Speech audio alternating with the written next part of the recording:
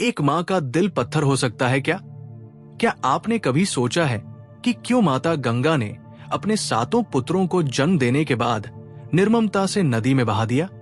क्या इसके पीछे कोई श्राप था, कोई राज, या फिर कोई ऐसा कारण जो आज तक बहुत कम लोग जानते हैं?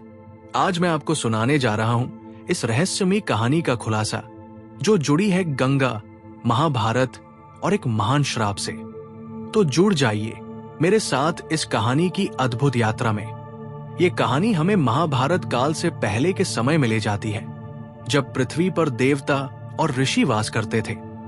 स्वर्ग में अष्टवसु नाम के 8 देवता रहते थे। ये देवता अपनी चमक और शक्ति के लिए प्रसिद्ध थे। लेकिन एक दिन इन 8 वसुओं ने एक ऐसा पाप कर दिया जिसने उनकी किस्मत ही बदल दी। क्या था वो पाप? आइए जानते हैं। एक दिन अष्ट वसु ऋषि वशिष्ठ के आश्रम के पास गए।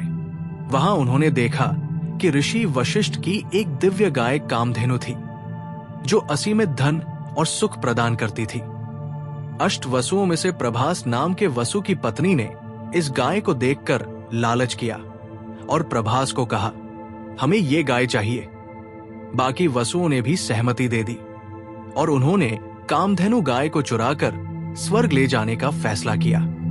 लेकिन ऋषि वशिष्ठ जैसे महर्षि की दिव्य दृष्टि से कुछ भी छिपा नहीं रहता। उन्होंने तुरंत गाय के चोरी होने का पता लगाया और अष्ट वसुओं को श्राप दिया, तुम सबको इस पाप का दंड मिलेगा। तुम सब पृथ्वी पर जन्म लोगे और इंसानों के रूप में दुख भोगोगे। ये सुनते ही वसु डर गए और ऋषि वशिष्ठ से क्षमा मांगने लगे।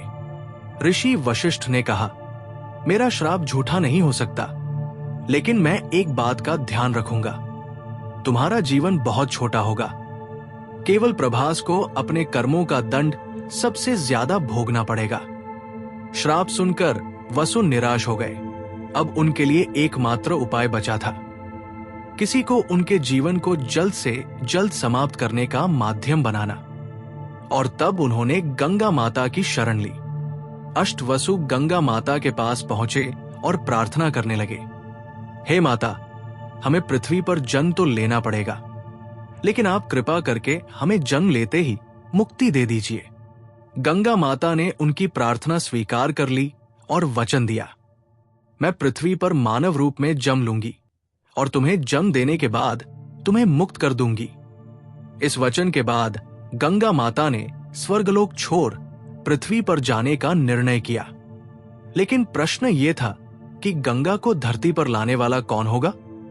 कुछ वर्षों बाद गंगा माता की मुलाकात हस्तिनापुर के राजा शांतनु से हुई।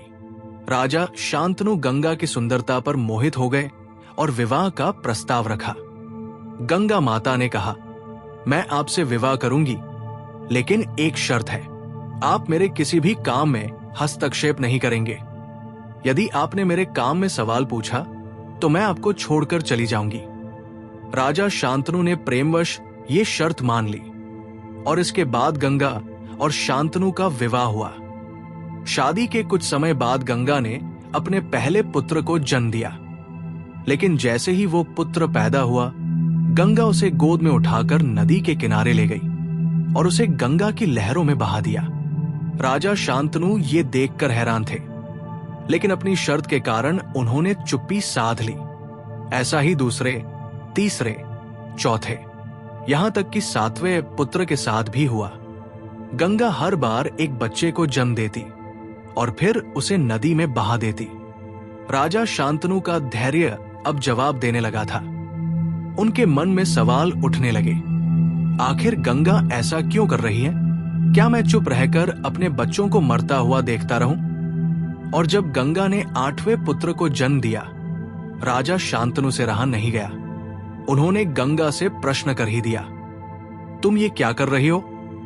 तुम एक मां होकर अपने ही बच्चों को कैसे मार सकती हो? इतना सुनते ही गंगा मुस्कुराई और बोली, हे राजन, आपने अपनी शर्त तोड़ दी। अब समय आ गया है कि मैं आपको सच्चाई बताऊं। गंगा ने राजा शांतनु को अष्टवसुओं के श्राप और उनकी मुक्ति का पूरा रहस्य बताया। उन्होंने कहा, ये 7 पुत्र अष्टवसुओं के स्वरूप थे, जिन्हें मुक्ति का वरदान मिला था। मैंने उन्हें उनके पापों से मुक्त कर दिया। लेकिन 8वां पुत्र प्रभास है, जिसे अपने कर्मों का दंड भोगना होगा। वो जीवित रहेगा।